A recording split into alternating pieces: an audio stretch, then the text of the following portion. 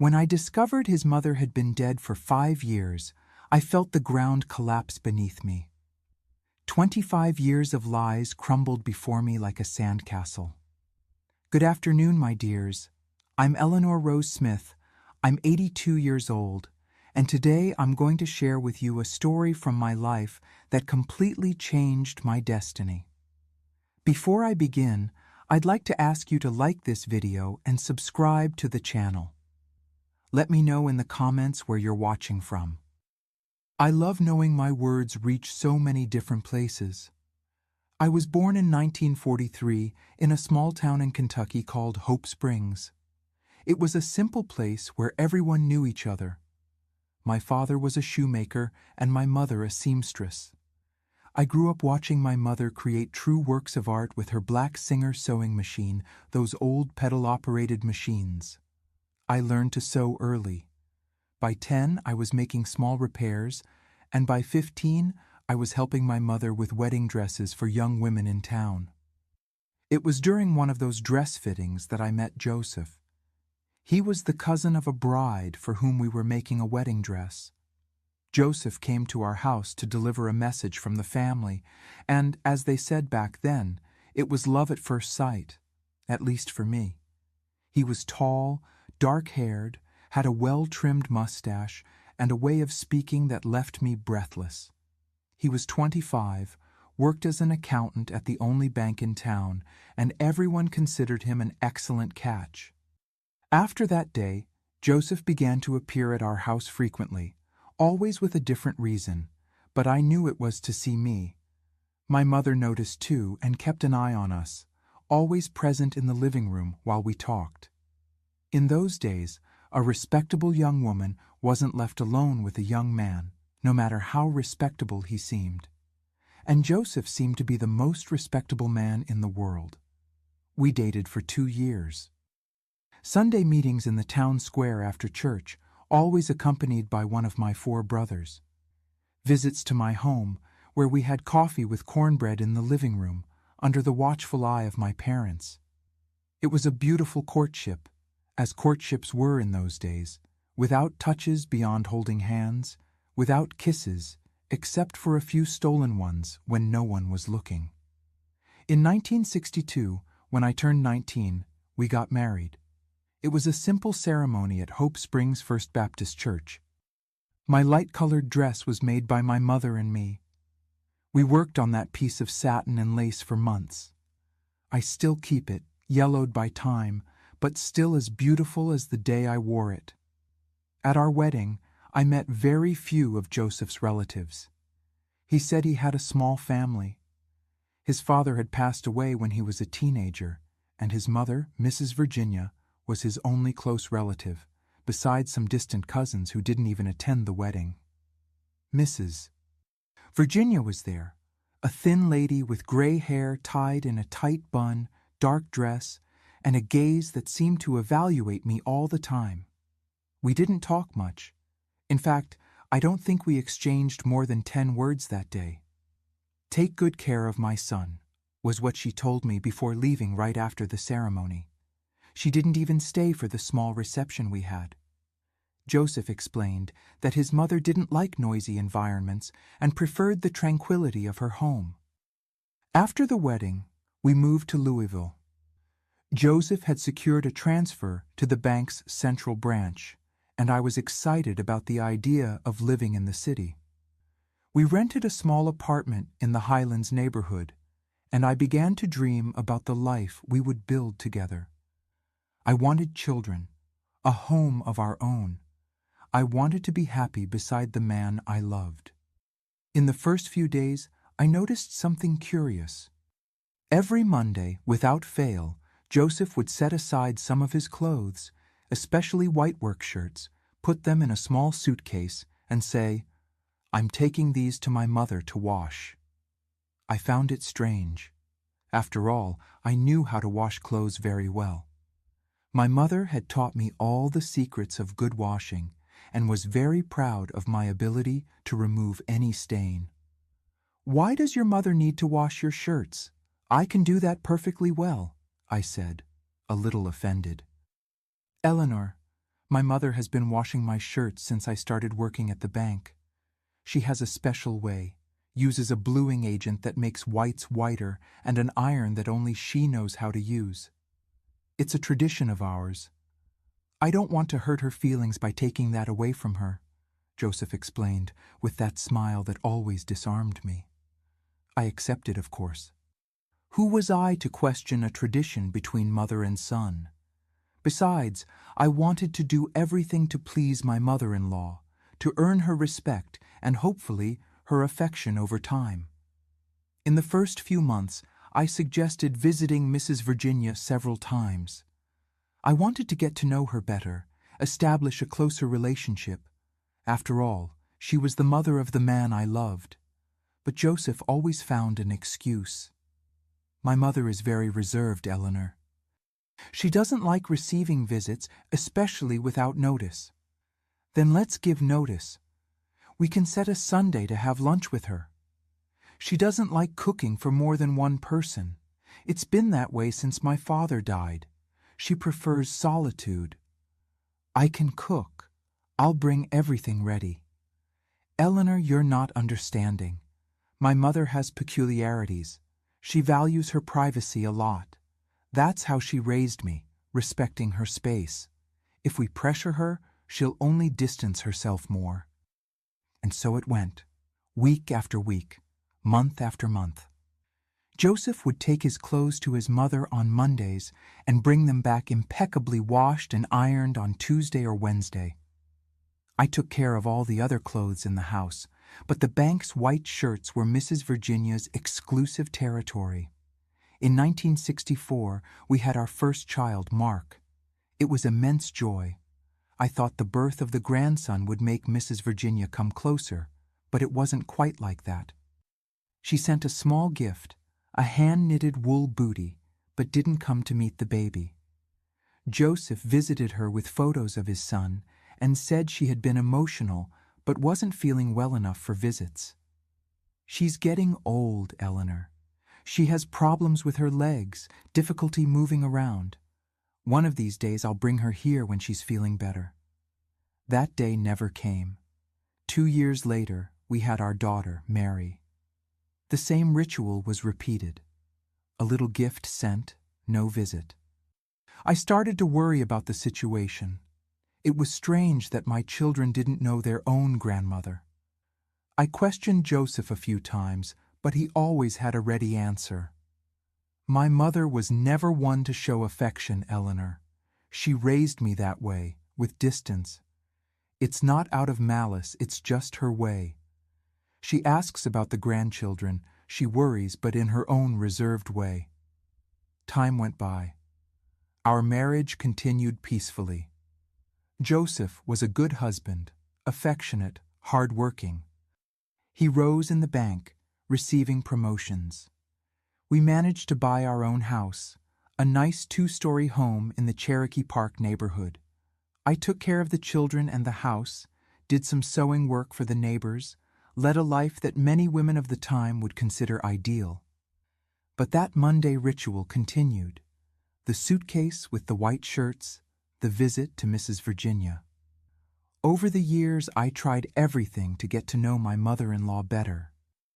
I suggested celebrating her birthday at our house. Joseph said she didn't like parties. I suggested visiting her at Christmas. He said she preferred solitude during the holidays, that they were dates that saddened her because of her husband's absence. I suggested taking the grandchildren for a quick visit. He said her house wasn't suitable for children, full of dangerous stairs and fragile objects.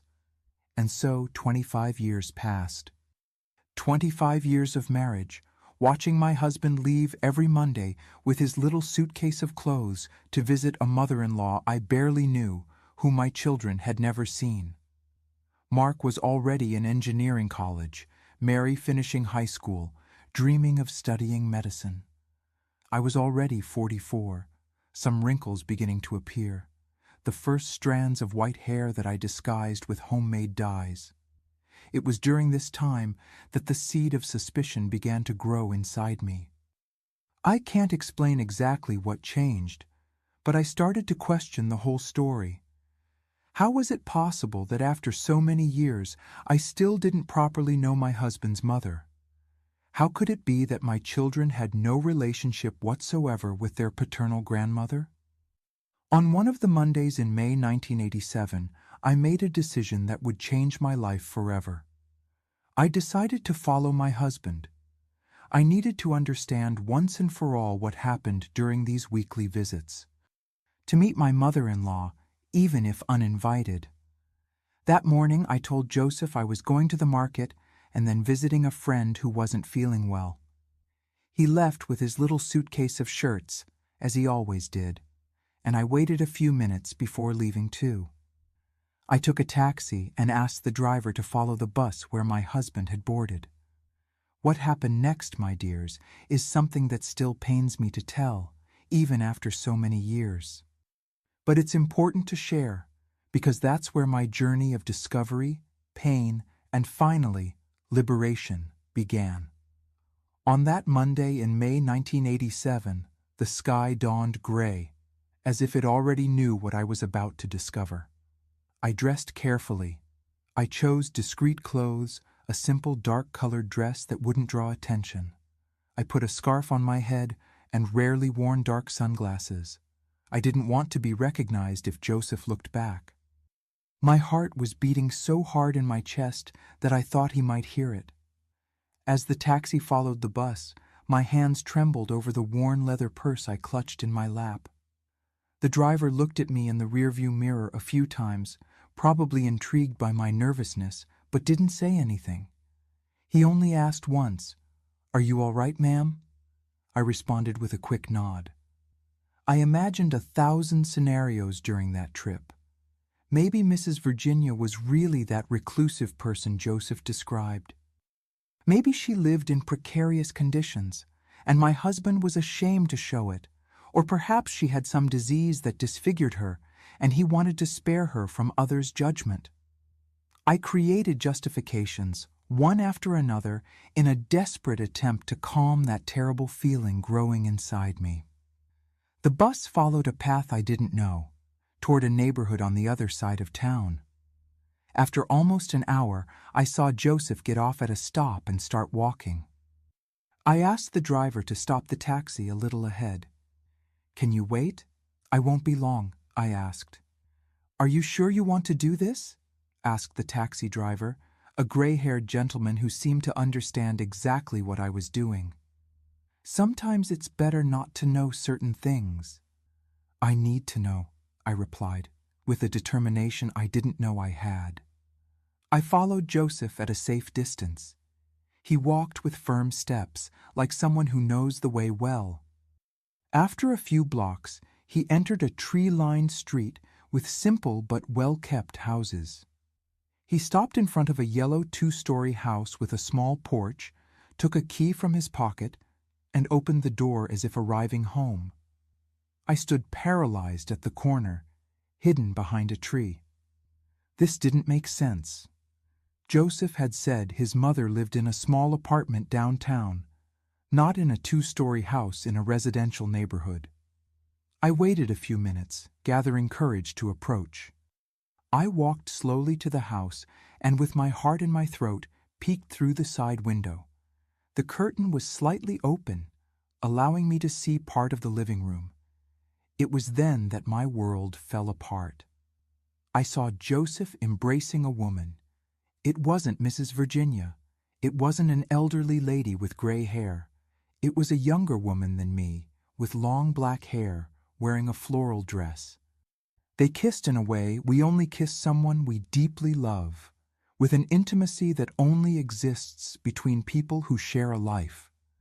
I backed away, feeling my legs weaken.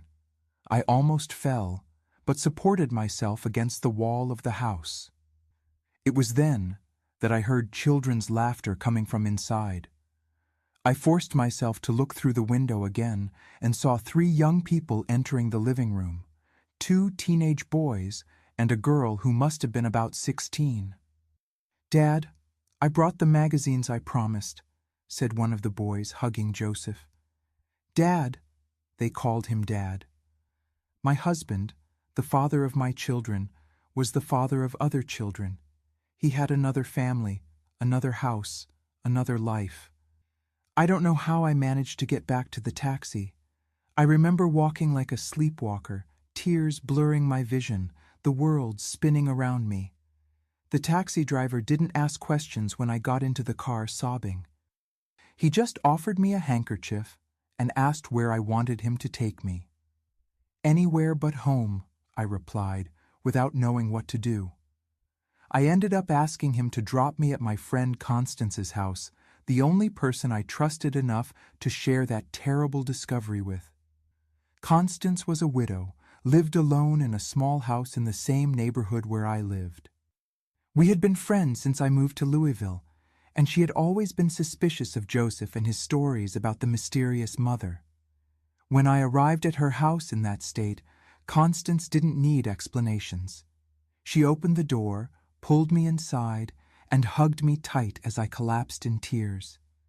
Between sobs, I told her what I had discovered. "I always thought something was wrong with this story," she said, serving me a glass of water with sugar. "A man who hides his mother from his wife for so many years? That never seemed normal to me." I spent the rest of the day at Constance's house, trying to understand what I would do next. I couldn't simply go home and confront Joseph. Not yet. I needed more answers. Constance suggested we investigate a bit more before any confrontation. "If he lied about his family, he may have lied about his mother too," she said. "Do you know where Mrs. Virginia was supposed to live, according to what he told you?" Yes, I knew.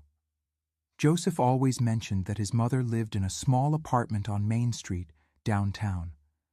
Never the exact address, but I could look. The next day, with Constance by my side, I went to Main Street.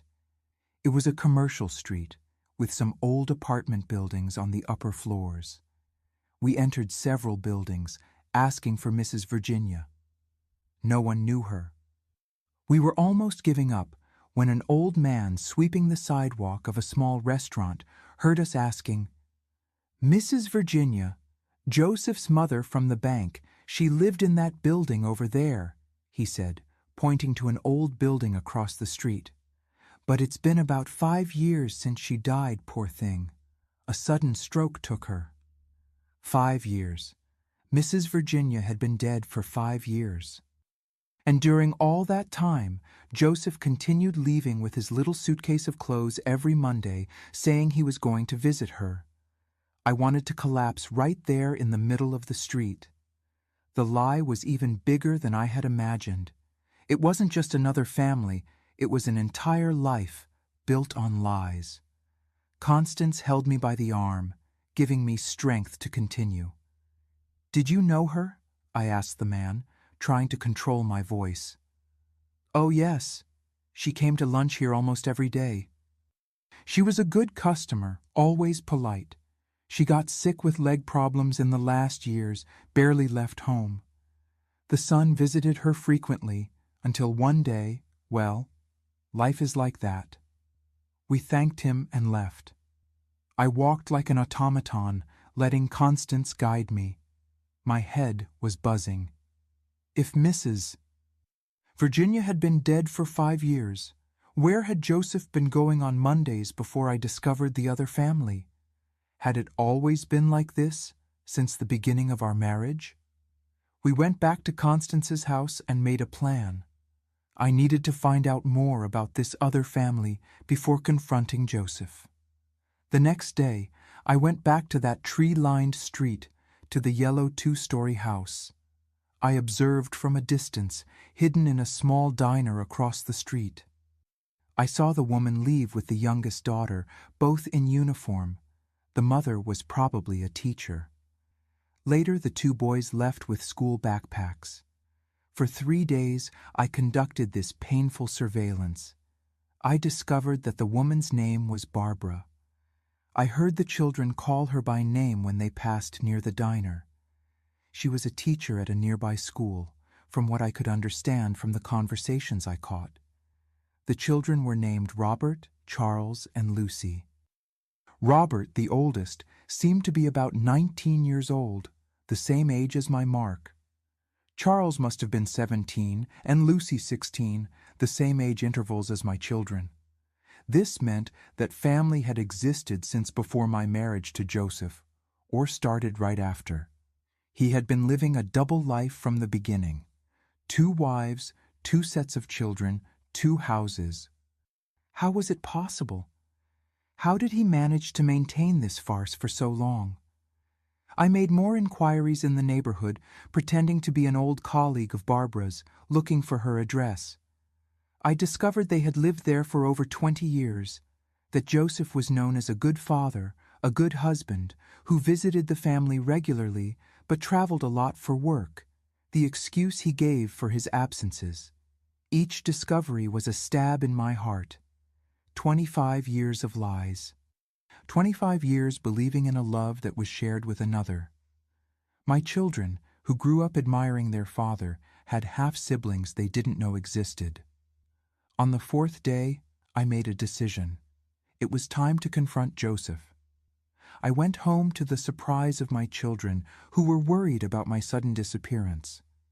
I explained that I needed to help Constance, who wasn't feeling well.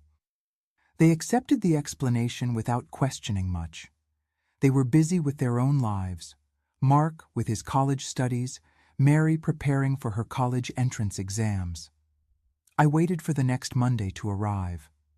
Joseph prepared his little suitcase, as he always did. He kissed me on the forehead before leaving, as he always did. "I'm going to visit Mom. I'll be back late afternoon," he said, as he always said. I let him leave. I waited 10 minutes, then grabbed my purse and left too. But I didn't follow him to where he was going. I took a bus straight downtown to Main Street. I needed to see with my own eyes the place where Mrs. Virginia had lived and died. The doorman of the building was a friendly old man who had worked there for decades. When I asked about Mrs. Virginia, he looked at me curiously. "Are you a relative?" I'm her daughter-in-law," I replied, feeling a lump in my throat. His eyes widened. "Daughter-in-law? But Mrs. Virginia didn't have a daughter-in-law. Her son never married, as far as I know." That was like a punch to the stomach. "What do you mean? Joseph, her son, is my husband. We've been married for 25 years. The doorman scratched his head, confused. "Joseph? No. Mrs. Virginia's son was named Jerome. He worked at the bank, too, like his father. Never married, lived with his mother.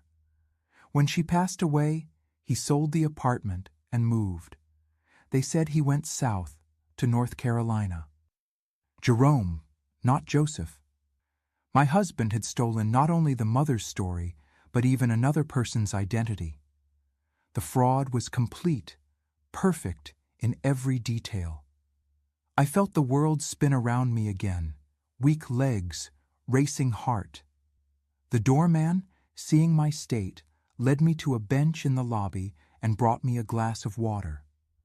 While I drank in small sips, trying to regain control, he continued talking without realizing how each word destroyed me a little more. Mrs. Virginia was indeed a very reserved lady. After she got problems with her legs, she almost never went out. The son took care of everything. He was a good son, Jerome. He came every day to see his mother after work. Suffered a lot when she died. They say that's why he left. Couldn't stand the memories. A good son, the real son of Mrs. Virginia, not the man I had married. Who was Joseph after all? Who was the man who had slept beside me for 25 years? The father of my children? The man I loved? I thanked the doorman and stumbled away, with more questions than answers. I sat on a bench in the nearest square, looking at the sky that was beginning to darken, feeling that my entire life had been a lie. That night, I waited for Joseph to come home. He returned at the usual time, with the little suitcase of impeccably washed and ironed clothes. Clothes that I now knew had been cared for by Barbara, not by a mother who had been dead for 5 years. My children were out. Mark at a study group in college, Mary at a friend's house. We were alone, Joseph and I, in the oppressive silence of the living room where we had shared so many moments that I believed to be true. I looked at him, at that familiar face that suddenly seemed that of a stranger, and finally asked, "Who are you, Joseph? Who are you really?" When I asked that question, I saw something I had never seen on Joseph's face: pure panic. His eyes widened, his mouth opened and closed several times without making a sound, like a fish out of water. The color left his face, leaving him as pale as wax. He knew that I knew. There was no more hiding. "What are you saying, Eleanor?" He tried to smile, but his face only managed to produce a grimace. His eyes darted around the room, avoiding meeting mine. I kept my voice calm, although inside I was shattered. "Your mother, Mrs. Virginia, died 5 years ago. Her son's name was Jerome, not Joseph. And you have another family in a yellow 2-story house with a woman named Barbara and 3 children." He collapsed on the sofa as if his legs had turned to water. He covered his face with his hands, his shoulders trembling. I thought he was crying, but when he removed his hands, his face was dry, just scared, defeated. "How did you find out?" was all he managed to say. That question enraged me more than anything else. Not, "I'm sorry," or "I can explain," or even, "It's not what you're thinking," just, "How did you find out?" As if the problem was me discovering the lie, not him living it for 25 years. "I followed you last Monday, saw you with them. Then I went to the building where your supposed mother lived. I talked to people who knew the real Mrs. Virginia and her son Jerome." Joseph remained silent for a long time. The room was dark now. Neither of us had turned on the lights when it got dark. Sitting in the dimness, 2 strangers who had shared a bed for a quarter-century. "You wouldn't understand," he finally said, his voice almost a whisper. Try to make me understand how you could lie to me all these years. How you can have 2 families, 2 sets of children. How you could invent a mother who wasn't yours, use the name of a man you didn't even know." My voice was firm, firmer than I felt inside. And so the confession began, a story so fantastic, so absurd, that if I hadn't been living that nightmare, I would have laughed. But there was nothing funny about those revelations that destroyed my world. Joseph wasn't Joseph. His real name was John August. He was born in a small town in Tennessee, the son of poor farmers. Without education, without opportunities, he decided to try life in Louisville at 18. He got a job as a janitor at the same bank where he would later claim to be an accountant. It was there that he met Jerome, a young accountant who worked in the loan department. Jerome was kind, polite, helped John with tips on how to behave, lent him books, encouraged him to study. They became friends despite the social difference.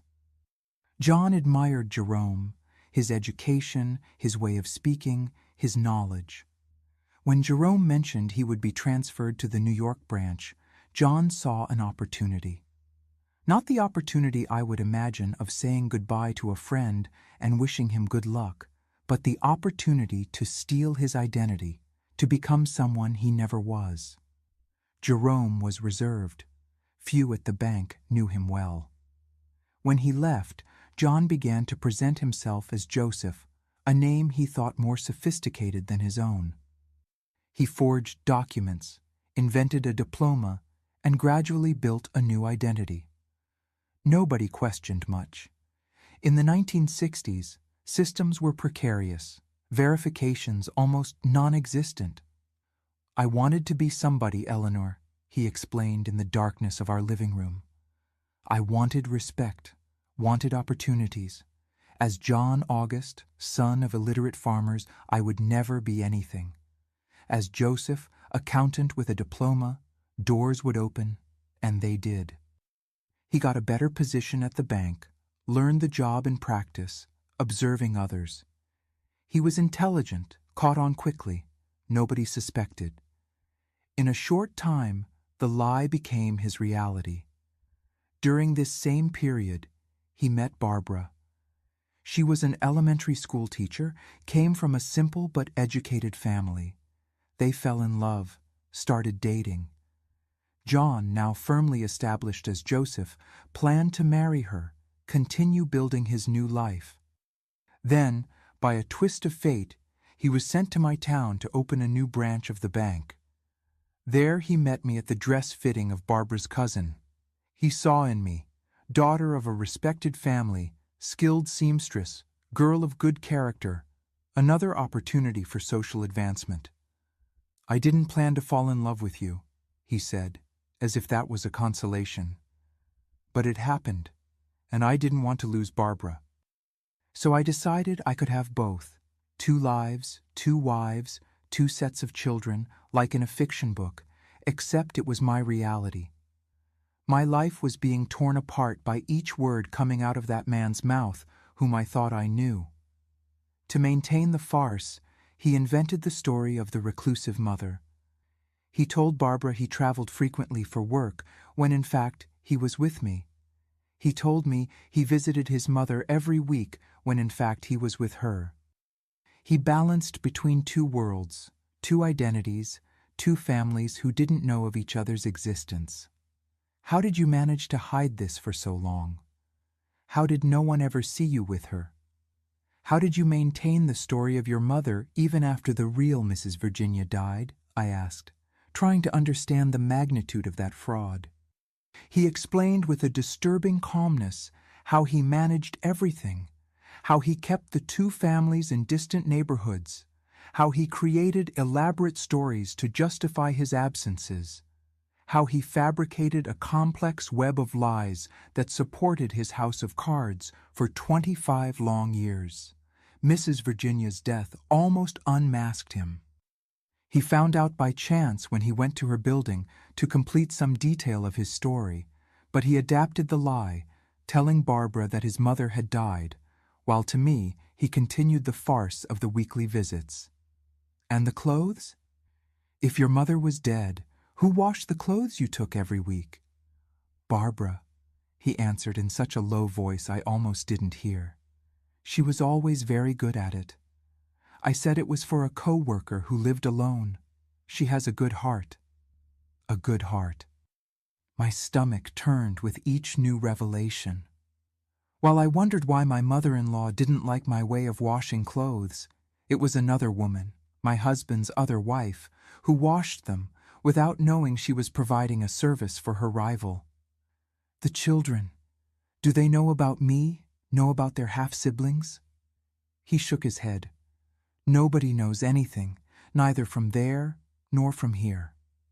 I remained silent, trying to process all that. 25 years of lies, an entire life built on quicksand. The man I loved, whom I believed to be my loyal companion, my safe harbor, was a complete fraud. Not even his name was true. "Why are you telling me all this now? Why not continue lying?" I asked, genuinely curious. He raised his eyes, meeting mine for the first time since he began his confession. "Because you already know too much? Because I'm tired, Eleanor. Tired of living 2 lives, of remembering which lies I told to whom, of managing 2 worlds that cannot meet." He seemed almost relieved, as if a weight had been removed from his shoulders, and that enraged me even more. While my world was collapsing, he felt lighter for no longer having to carry the burden of his lies. "And now? What are you going to do?" I asked, fearing the answer. "I don't know. I never thought I would be discovered. I was always careful. I always planned everything." His voice was lost in the darkness of the room. "Will you abandon Barbara and the children, or will you abandon me? or will you try to continue with both families now that I know the truth?" He didn't answer immediately. His silence was deafening. "I don't know, Eleanor. I need time to think." Time. He wanted time. After stealing 25 years of my life with his lies, he wanted even more time. "No," I said, my voice suddenly strong and clear. "You don't have any more time, John August, or Joseph, or whoever you are." I got up from the sofa, feeling a strength I didn't know I possessed. It was as if something had broken inside me. Not just my heart, but the chains that bound me to a life of illusions. I turned on the living room light, revealing his haggard face, the first worry lines, the hair that was beginning to thin. A stranger.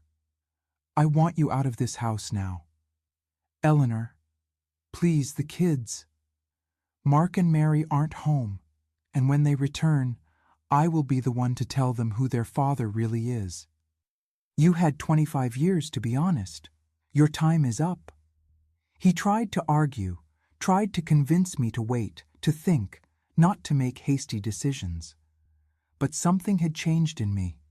Eleanor, who accepted his stories about the mysterious mother, who never questioned his absences, who blindly trusted the man she called husband, that Eleanor had died in that dark room. "Leave now. Take only what you can carry. Tomorrow, when the kids are at school, you can come back to get the rest of your things. But I don't want you sleeping under this roof, not even one more night." There were no shouts, no violence, just a cold resolution that surprised us both. He looked at me as if seeing a stranger, and that's what I had become. A woman he didn't recognize because he had never really known me. Joseph, or John August, the man without a true name, picked up a few belongings and walked out the front door without looking back. I don't know where he went that night, to Barbara's yellow house perhaps, or to some hotel to try to plan his next move. I didn't care. When the door closed behind him, I fell to my knees on the living room floor, finally allowing the tears to come. I cried like I had never cried in my life. I cried for young Eleanor of 19, who got married full of dreams. I cried for my children who grew up with a father who was a mirage. I cried for the lost years, the sacrifices made, the love given to someone who didn't exist. I cried until there were no more tears, until the sun began to rise and the morning light invaded the living room. Then I got up, washed my face, and began to think about what I would tell my children when they came home. Life as I knew it had ended, but something new had been born inside me that night. Something that didn't yet have a name, but that would give me strength for the difficult days ahead. Tomorrow arrived like an intruder, illuminating a room that still held the echoes of my pain. I sat at the kitchen table, trembling hands holding a cup of coffee that cooled without being touched. How to explain to my children that their father wasn't who he claimed to be?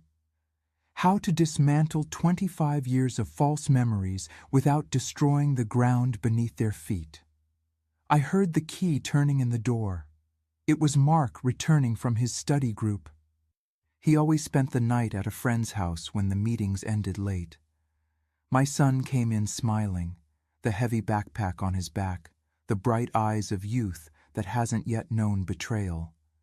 Seeing me sitting there, with swollen eyes and a pale face, his smile disappeared. "Mom, what happened? Where's Dad?" The simple question opened the floodgates of my tears again. Mark dropped his backpack on the floor and ran to me, kneeling at my side, taking my hands in his. A man's hands now, no longer a boy's, hands that looked like his father's, the father who wasn't who we thought. Your father won't be living here with us anymore, son." The words sounded strange, as if they were being said by someone else. Mark looked at me confused, not understanding, How could he? In his eyes, we were the perfect family, loving parents, united siblings, a comfortable home, a promising future ahead. I don't understand, Mom. Did you fight? What happened? I took a deep breath. There was no gentle way to say it. There were no words that could cushion the blow. I discovered that your father has another family, another house, another wife, other children, for more than 20 years. Mark's face went through so many emotions I could barely keep up. Shock, confusion, disbelief, anger. He released my hands and stood up, running his fingers through his hair in a gesture so similar to Joseph's that it hurt to see. That can't be true. Dad would never do that. I thought so too, son, but it's true. He confessed everything last night. And then I told him, not everything, not the cruelest details, but enough for Mark to understand the magnitude of the betrayal. I told him about the other family, about the mother who didn't exist, about the Monday lies. As I spoke, I saw his young face aging before my eyes. These other children, are they our age? He asked, his voice hoarse. Yes, the oldest is your age. Then there's one who's 17 and a girl who's 16. My siblings. The word came out as a painful sigh. I have siblings I never knew. That was just the beginning. When Mary arrived a few hours later, we had to relive it all again. My daughter reacted differently from her brother, with silent tears streaming down her face as she hugged me tight, as if afraid I might disappear too. The days that followed were a blur of pain and confusion. Joseph, or John August, I still couldn't think of him by his real name, returned the next day as arranged to pick up more of his belongings. Mark refused to see him. He locked himself in his room, loud music drowning out any sound that might come from the living room. Mary, always the bravest, confronted her father. How could you? How could you lie for so long? Look us in the eyes every day, knowing you had other children waiting for you in another house. I didn't hear his response. I stayed in the kitchen pretending to organize the cabinets, letting my daughter have that moment. When he finally left, carrying 2 large suitcases, Mary came to me, her eyes red but drier. He said he loves us, that he always truly loved us. And you, what did you say to him? That love isn't built on lies, and that he should give the other children the chance to know the truth too. My daughter, only 17, and already wiser than I had ever been. I hugged her tight, feeling her thin body trembling against mine. We were all broken, all trying to understand how to move forward. The following weeks were of painful discoveries. Joseph hadn't lied just about his identity and his other family. He had lied about almost everything. He wasn't a graduated accountant, as he always claimed, but an administrative employee at the bank who learned on the job. Our financial situation wasn't as comfortable as I thought. There were debts, loans taken to maintain 2 houses, 2 families. The very house where we lived, which I believed was ours, was mortgaged. I also discovered that Barbara knew nothing. Joseph finally told her the truth too, forced by our discovery. She was as destroyed as I was, perhaps more. At least I had the dignity of discovering on my own, of confronting him, of expelling him. She had to hear from his mouth, after more than 2 decades, that her entire life was a lie. I thought many times about seeking her out. I even passed by the yellow house on the bus, imagining what it would be like to knock on the door, look into the eyes of the woman who, without knowing, shared the same man with me for so many years. But I never had the courage. What would we say to each other? What comfort could we offer? I learned from Mary, who maintained minimal contact with her father in the first months, that Barbara had expelled him from her house too, that his children, like mine, were devastated, that her family, unlike mine, was large and noisy and had surrounded Barbara with support and protection. I was happy for her, even without knowing her. No one should face that kind of betrayal alone. And I had my children, I had Constance, I had some other friends who stood by me when they learned what had happened. But the nights were long and lonely. The empty side of the bed screamed with the silence of an absence that, paradoxically, I felt as a constant presence. Money quickly became tight. Joseph sent some help, but it wasn't enough. He now tried to maintain not just 2 ex-families, but also himself, living in a small rented apartment. I had to intensify my work with sewing, accepting any job that appeared. I woke up before sunrise and sewed until late at night, eyes burning, fingers calloused. Mark, seeing my struggle, got a paid internship at college to help with expenses. Mary began giving math tutoring to neighborhood children. We were now 3 adults trying to keep the boat afloat, no longer a traditional family with a provider father and a caretaker mother. It was during this most difficult period that something unexpected happened. An old client, for whom I had made her daughter's wedding dress, sought me out with a proposal. She and her husband were opening a small women's clothing store downtown and needed someone who could make alterations and repairs to the pieces. The salary wasn't much, but it would be fixed, a security I didn't have with the freelance work I did at home. "You sew like no one else, Mrs. Eleanor," she said. "And I heard what happened with your husband. A shame. You deserve better." I accepted the job, of course. Leaving home every morning, spending the day in the airy little shop, talking to different people, returning tired but satisfied at the end of the day. All of this was like a balm for my wounded soul. I continued doing some work at home in my spare time, but now I had a routine, a purpose, something to distract me from the dark thoughts that assaulted me in the hours of solitude. It was at the shop that I first heard about an adult education program being offered at a nearby public school. I had only completed what we called junior high, equivalent to middle school.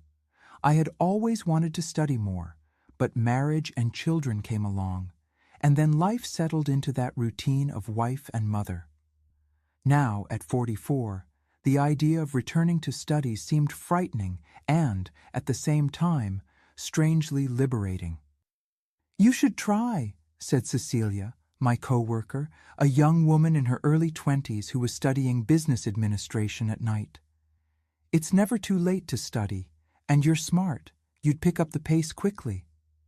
I discussed the idea with my children. I expected them to find it strange, perhaps even ridiculous, a woman my age going back to school. But they surprised me. "Of course you should study, Mom," said Mark enthusiastically. "You've always wanted this, haven't you? Now you can do whatever you want with your life." Mary went even further. She brought home registration forms she got from the school office, already filled out with my information. "Just needs your signature, Mom. Classes start next week." And so, in a gesture that mixed courage and desperation, I enrolled in the adult education program. 3 nights a week, after work at the store, I went to school and sat among people of all ages, some older, many younger, to study English, math, science, history, subjects I hadn't seen for almost 3 decades, concepts I had never properly learned. It was difficult at first. My eyes, tired from sewing, had trouble reading what the teachers wrote on the board. My mind, used to worrying about domestic matters, struggled to absorb equations and grammar rules, but I clung to the studies like a shipwreck survivor to a piece of wood. It was my salvation, my chance to rebuild something that was just mine. Mark helped me with math, patiently explaining concepts that were basic to him but seemed indecipherable to me. Mary reviewed my English texts, correcting spelling errors with a delicacy that moved me. My children, whom I always believed to be under my protection, now protected me, guided me, supported me. Time passed. The wounds, although they never completely healed, began to hurt less. I learned to live one day at a time, to find small joys in the new routine we had built. Me and my children, the three musketeers, as Mary joked. Joseph, or John August, as he went back to calling himself after the truth came out, tried a few times to get closer. Not with me. He knew that door was closed forever, but with the children. Mark refused for a long time. His father's betrayal had been a devastating blow to his worldview. For a young man preparing to enter adulthood, discovering that his male role model was a complete fraud shook his deepest structures. Mary, always more conciliatory, agreed to meet her father occasionally. Quick lunches, tense conversations. She returned from these meetings quiet, thoughtful, but never regretful. "He's still our father," she would say when I asked if everything was okay. "I can't erase 20 years of memories, even knowing they were built on lies." And as for the other family, the other children, Robert, Charles, and Lucy, the half-siblings my children had never met, that was a wound that remained open, an unanswered question that hovered over us at unexpected moments. Should they seek them out, try to build some kind of relationship, or was it better to keep that door closed, that part of the story untold? I had no answers, no one did. We were all improvising, trying to find a path on a map that had been torn and mended, with important parts still missing. What I knew, with growing certainty each day that passed, was that life went on, and that I, Eleanor Rose Smith, at 44, was just beginning to discover who I really was, without the shadows of a marriage based on lies obscuring my vision. It was painful, it was frightening, but it was also, in a way I could never have imagined, liberating. At the end of that year, I completed the adult education program with surprisingly good grades. My children organized a small graduation party at home with cake and champagne. Constance came along with some colleagues from the store and 2 or 3 teachers who had become friends during the course. It was a modest gathering, nothing compared to the traditional large graduation parties, but to me it meant the world.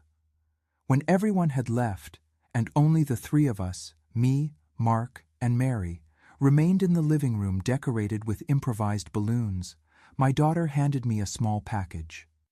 "It's a graduation gift, Mom, from both of us." I opened the package carefully. Inside was an application form for the state university. I looked at my children without understanding. "It's for you, Mom," explained Mark, "for the education program. You always said you wanted to be a teacher when you were young, right? It's never too late to fulfill dreams." I looked at the form, at the smiling faces of my children, at the simple but cozy living room of our house. The house I almost lost, the life that almost crumbled, the dreams that were buried for so many years under the weight of a false marriage. "I don't know if I can," I whispered, tears blurring my vision. "I'm 45 years old. The university is for young people like you. You taught me that we should never give up on our dreams," said Mary, holding my hand. "Now it's time to follow your own advice." And so, trembling with fear but also with hope, I filled out that form. It was the first step of a journey that I didn't even know I was about to begin. A journey that would take me far beyond the pain of betrayal, to a place of strength and purpose that I never imagined I would find. When I stepped onto the campus of the State University for the first time, I felt like an intruder. At 45, carrying new notebooks in a purse worn from use, I was decades older than most of the students circulating in the hallways. Young people with their colorful backpacks, loud laughter, and a confidence I had lost long ago. I wanted to turn around and flee, return to the relative comfort of my routine of work at the store and sewing in my spare time. But I thought of my children who had believed in me more than I did myself. I thought of the tuition, a huge sacrifice for our tight financial situation, even with the partial scholarship I got. And I took the next step and then another until I found the room where I would have my first education class. I sat in the last row, trying to go unnoticed. Impossible, of course. In a class of 50 students, I was the only one with hair beginning to gray, with expression lines marking the face. The curious looks followed me, some discreet, others not so much. I held my head high, pretending to have a confidence I didn't feel. The professor entered. Dr. Helen, a specialist in educational foundations. She seemed to be about 60, completely white hair, tied in an unpretentious bun, red-framed glasses that contrasted with her serious face. She began the class with a simple question that changed everything for me. Why do you want to be educators? What brought you here? The students began to answer one by one. Many spoke about the desire to transform lives, about the love for knowledge, about the influence of former teachers. Beautiful, idealistic answers, proper to youth which hasn't yet faced the hardships of life. When my turn came, I hesitated. What to say? That I was there because my 25-year marriage had been a lie? That I needed to rebuild my life after discovering that my husband had another family? That I wanted to prove to myself that I could still dream, even after everything? I'm here, I finally said, because I believe it's never too late to start over, to transform pain into purpose. And because, after raising my 2 children, I want to help other children find their way, even when the world seems to be collapsing around them. Professor Helen looked at me for a long moment, her penetrating eyes behind the red glasses. Then she smiled, as if she had found something she was looking for. That, she said, is exactly what makes a true educator.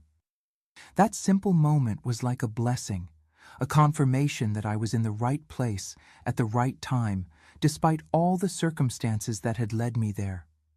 The first months at college were the most difficult, adapting to the pace of studies, to new technologies. Computers were a mystery to me, to academic language so different from my everyday English. Many nights I cried silently after Mark and Mary had retired, feeling inadequate, foolish for believing I could compete with 18, 19-year-olds whose minds were still avid sponges for knowledge. But something curious began to happen. My life experience, which I thought was a disadvantage, revealed itself to be an unexpected source of wisdom. In discussions about child development, I had real examples from my own children. In classes on family dynamics, my personal story, which I eventually shared with some closer colleagues, offered insights that no book could give. The professors noticed some began to value my contributions, to ask for my opinion, to use my examples to illustrate theoretical concepts. The colleagues, initially distant, began to approach, first out of curiosity, then out of genuine interest, and finally out of respect. A small study group formed around me. I helped the younger ones with practical examples. They helped me with theory, with technology, with more recent references. It was an exchange that benefited everyone. During this period, my personal life was also going through transformations. Mark graduated in engineering and got a good job at a construction company. Mary entered medical school, fulfilling her childhood dream. Our financial situation gradually improved. We weren't rich. We would never be. But we no longer went through the anxieties of the first months after the separation. John August. I could never call him Joseph again. The name was part of the lie, continued to be present in the children's lives in a limited way. Over time, Mark softened his stance and agreed to meet his father occasionally. The wounds didn't completely heal, but the initial hatred gave way to a melancholic acceptance. "He's flawed, Mom," Mark told me once. "But he's still my father and he's trying to fix what he can, even knowing that some things will never be the same." As for me, I kept my distance. There was no hatred. It surprised me to discover how time diluted such a corrosive emotion, but there was also no forgiveness. Just a silent understanding that some breaks are irreparable, some paths are one way. I learned, through the children, that John August had retired from the bank and opened a small stationery store, that he lived alone, without getting involved with other women, that Barbara, the other wife he kept secret for so many years, had moved to Atlanta with the younger children, starting life away from the memories, that Robert, her oldest son, had gotten married and remained in Louisville, maintaining minimal contact with his father. This was information I absorbed without comment, pieces of a puzzle that was no longer mine, but which in some way still composed the scenery of my life. In my third year of college, Professor Helen invited me to a special project. She coordinated a support program for women in vulnerable situations, many of them victims of domestic violence, abandonment, or betrayal, and needed someone who could teach literacy classes to adults. "These women need someone who understands not just pedagogy, but real life," Helen explained to me. "Someone who has faced storms and come out the other side. Someone like you, Eleanor." I accepted the invitation immediately, even knowing it would mean more workload in my already tight routine. Something inside me said that this was the purpose for which I had gone through everything I had gone through. The project operated in an old house downtown, donated by a charitable foundation. There, women of all ages sought a fresh start through education, group therapy, legal and psychological support. My function was simple: to teach reading and writing to those who never had the opportunity or who abandoned studies very early. My first class had 12 women between 25 and 70 years old. Women marked not only by time, but by the brutal circumstances of life. Tired faces, distrustful eyes, hands calloused by hard work. Looking at them, I saw myself as in a mirror. Not as I was, but as I could have been, had it not been for the support network I had, the basic education I received, the strength I discovered within me. "I'm not here just as a teacher," I told them on the first day. "I'm here as a journey companion. I also know the pain of betrayal, the struggle for survival, the fear of an uncertain future. But I discovered that learning, that knowing, that understanding the world through words is a form of power that no one can take from us." It was the beginning of a deep relationship that transcended the simple teaching of letters and syllables. While they learned to read words, I learned to read lives, stories of courage, of resilience, of women who had fallen and risen so many times they had lost count. Mrs. Francis, at 67, learned to write her own name and cried when signing a document for the first time without using her ink-stained thumb. Joan, at 32, finally managed to read the letters her son sent from school without having to ask neighbors for help. Teresa, at 45, discovered poetry and began writing simple but poignant verses about her journey as a survivor of violence. As I taught them, I felt I was rebuilding not just their lives but my own. Each small victory of theirs was also my victory. Each obstacle overcome gave me strength to overcome mine. It was a constant exchange, a virtuous cycle of learning and healing. In my final year of college, I presented as my thesis a study on the importance of education in rebuilding the identity of women who had experienced relational traumas. I based it on the experiences I had in the project, the stories I witnessed, my own trajectory of overcoming. The examining committee was impressed with the depth of the work, with the raw honesty of the narratives, with the theoretical foundation I managed to articulate with practice. I received the highest grade and an invitation to continue the study in a master's program. At 49, when most people already think about slowing down their professional life, I was just beginning mine. I graduated in education with honors, the only student with gray hair among dozens of young people at the peak of youth. Mark and Mary were in the audience, standing and applauding when I received my diploma. Constance was also there, eyes wet with pride for the friend she saw reborn from the ashes of a failed marriage. The project with vulnerable women grew. From a small room with 12 students, we came to occupy the entire second floor of the house, serving more than 50 women in different stages of literacy and basic education. Helen invited me to be the pedagogical coordinator, a role I accepted with humility and determination.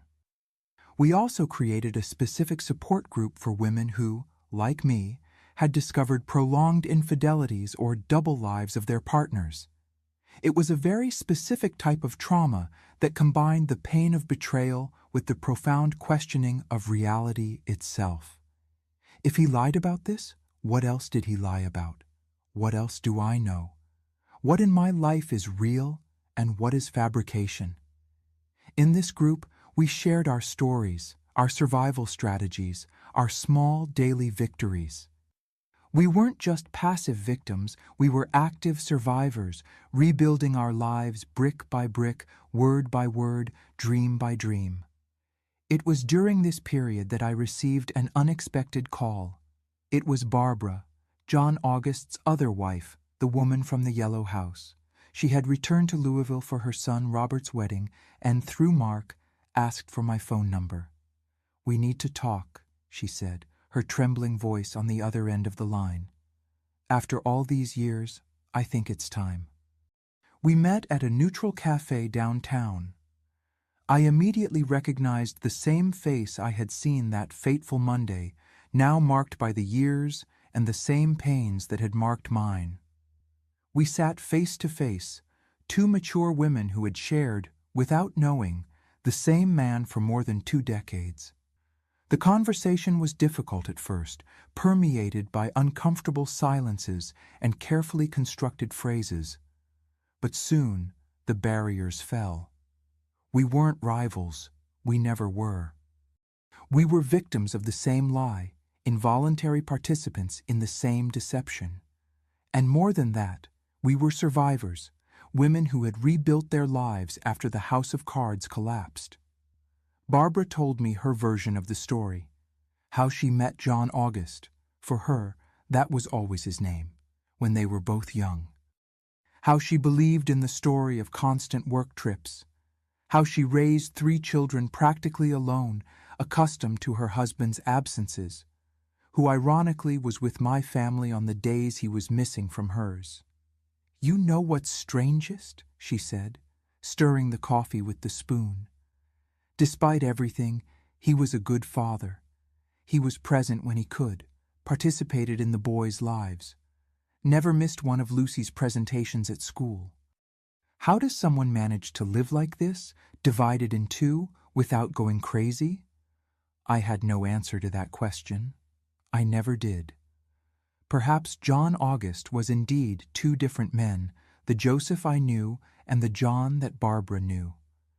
Perhaps the lie was so deep that even he no longer knew where the truth ended and the falsehood began. Before we said goodbye, Barbara held my hand on the table, an unexpected gesture of intimacy. "Thank you for receiving me. For all these years you were a ghost in my mind, the other woman, the intruder, the destroyer of my home.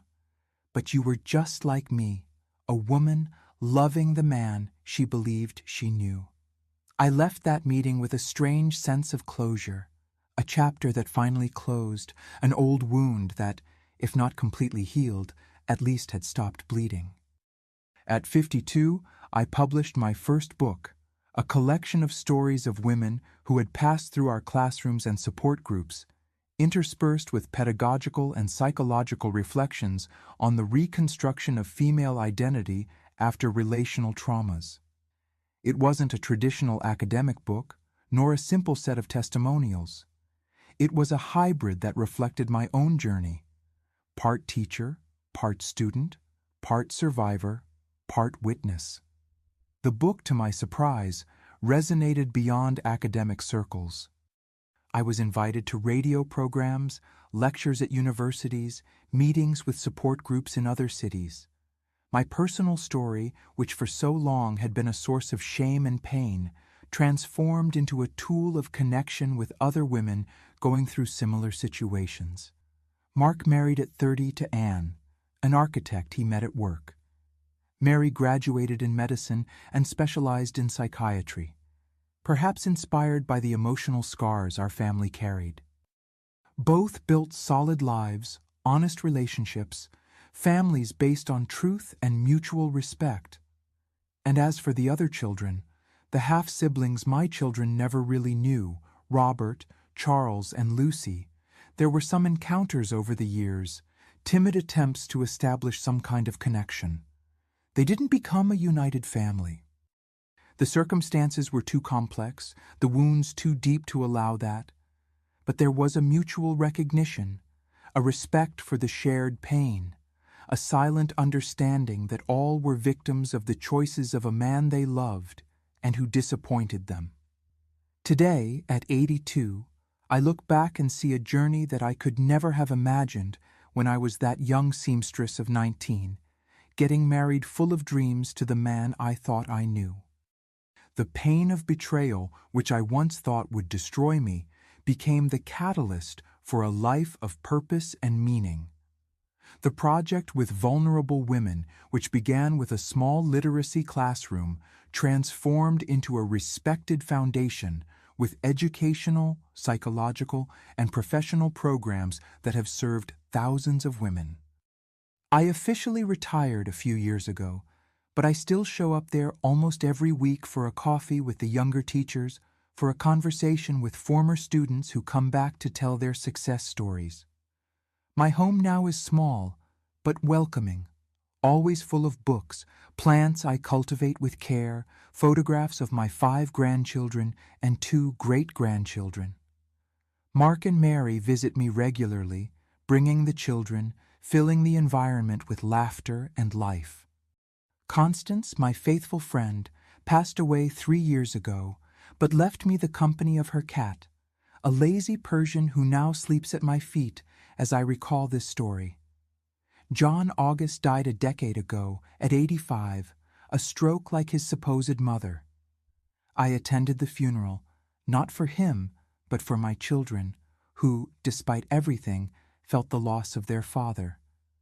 Barbara was there too, more aged than I remembered, but with a serenity in her gaze that spoke of forgiveness.